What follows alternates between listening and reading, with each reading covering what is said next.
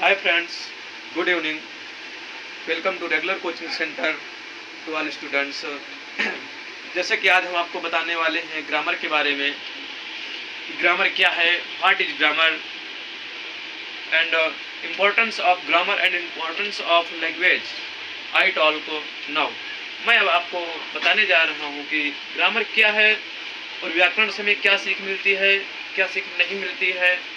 देखिए, अगर हमें कोई भी सब्जेक्ट हमारा है, हिंदी, कोई भी लैंग्वेज आप ले लीजिए, हिंदी, इंग्लिश, जो हमारे मेन लैंग्वेज हैं, उसमें हम देखते हैं कि छोटा सा बच्चा होता है तो वो भी सबसे पहले शुरुआत करता है पढ़ने की। तो अगर हिंदी में बात करें तो वर्णमाला आते हैं, इंग्लिश में बात करें तो अल्फ़ाबेट आते हैं।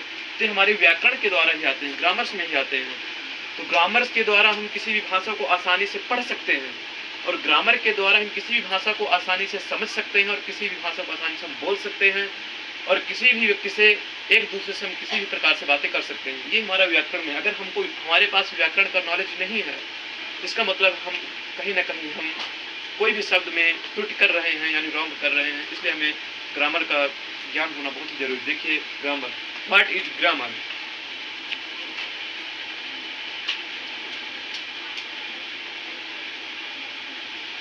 ग्रामर को हिंदी में व्याकरण बोलते हैं, जो अभी हमने आपको बताया व्याकरण के बारे में। तो ग्रामर की डिफिनेशन हम आपको बिल्कुल शॉर्ट में बताएंगे, जैसे कि आपको लर्न हो जाए।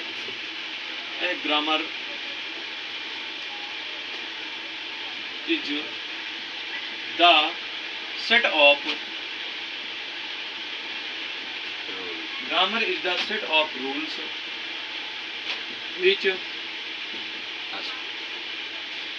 which helps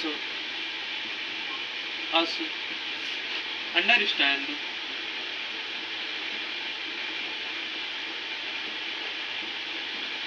language।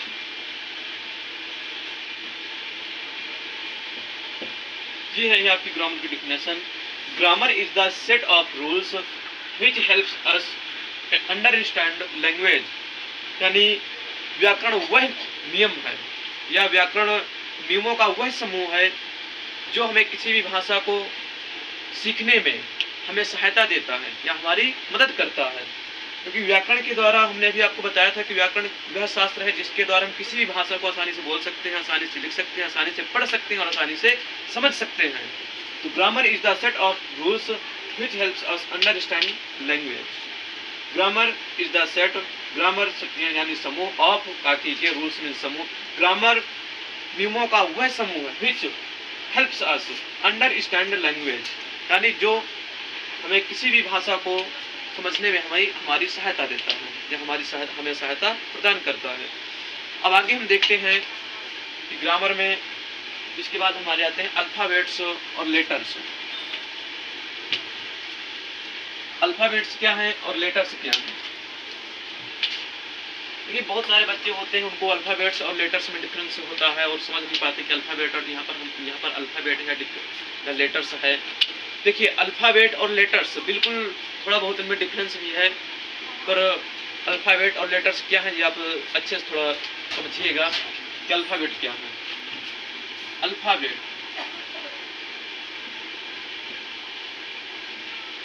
अल्फाबेट को हिंदी में बोलते हैं वर्णमाला। अल्फाबेट को हिंदी में वर्णमाला बोलते हैं। वर्णमाला यानी हिंदी में जो हमारे का खा गा होते हैं, का से ज्ञा तक, उन्हें हम हिंदी वर्णमाला बोलते हैं। और अल्फाबेट्स में यानी वर्णमाला यानी वर्णों का समूह, अक्षरों का समूह जो होता है, तो ये हमारा वर्णमाला कहलाता है। तो अल्फाबेट का मतलब क्या हुआ, लेटर्स का समूह। The group of letters are called alphabet, यानी अक्षरों का समूह, लेटरों का समूह, वही हमारा अल्फाबेट कहलाता है। There are 26 letters in alphabet in English, यानी अल्फाबेट में 26 लेटर्स होते हैं इंग्लिश लैंग्वेज में। तो जो 26 लेटर्स का जो हमारा ग्रुप बन जाता है, जैसे हम छोटे बच्चों को पढ़ाते हैं, छोटे बच्चे लिखते हैं, आपके घर वाले पढ़ाते हैं, कोई भी पढ़ाए आपको, आपके छोटे बच्चों को या आपके छोटे भाई बहन हैं, आप उनको सिखाते हैं कि बेटा ABCD हमको लिख करके दिखाओ। तो जब वो A से Z तक की ABCD पूरी लिखते हैं तो 26 लेटर्स हमारे उसमें पूरे आते हैं, A to Z। तो वो हमारा अल्फाबेट कहलाएगा, क्योंकि पूरे अक्षर हमारे समूह से व्यवस्थित क्रम से लिखे हुए हैं वहाँ पर। तो वह हमारा अल्फाबेट है, उसे हम वर्णमाला कहकर पुकारेंगे, अल्फाबेट्स कहकर पुकारेंगे, क्योंकि वहाँ पर ग्रुप्स ऑफ लेटरों का समूह है। और अगर हम कोई वर्ड लिख दें, लेटर्स क्या है, लेटर्स, लेटर्स देखिए, लेटर्स को हिंदी में अक्षर बोलते हैं, अक्षर। लेटर क्या है, लेटर है देखिए वही चीज, क्योंकि 26 लेटर हमारे होते हैं अल्फाबेट्स में, अल्फाबेट्स में 26 लेटर होते हैं। जैसे हमने लिख दिया रामायण, रामायण, जिसमें जब हम देखेंगे कि लेटर क्या है तो हमको यहाँ पर आर लेटर है, ए लेटर है, M A Y A N, यानी ये जो हमारे लिखे पूरे क्या है, लेटर लिखे हैं। दो या दो से अधिक लेटर्स अगर हम आपस में मिला देते तो वहाँ पर हमारा वर्ड कंप्लीट हो जाता है। इनमें जो वर्ड में जो हमारे सभी होते हैं हमारे लेटर्स होते हैं। और अल्फाबेट में क्या होता है कि जब हम 26 लेटरों को एक साथ समूह में रख देते हैं ए टू जेड ABCD के रूप में, तो हमारा अल्फाबेट्स हो जाता है। और लेटर्स हमारा इस प्रकार से होता है। जैसे कोई हम और वर्ड ले रहे हैं, जैसे हमने लिख लिया गंगा, गंगा, इसमें हमारे लेटर्स हैं GAN, GA, ये हमारे क्या हैं, लेटर्स हैं।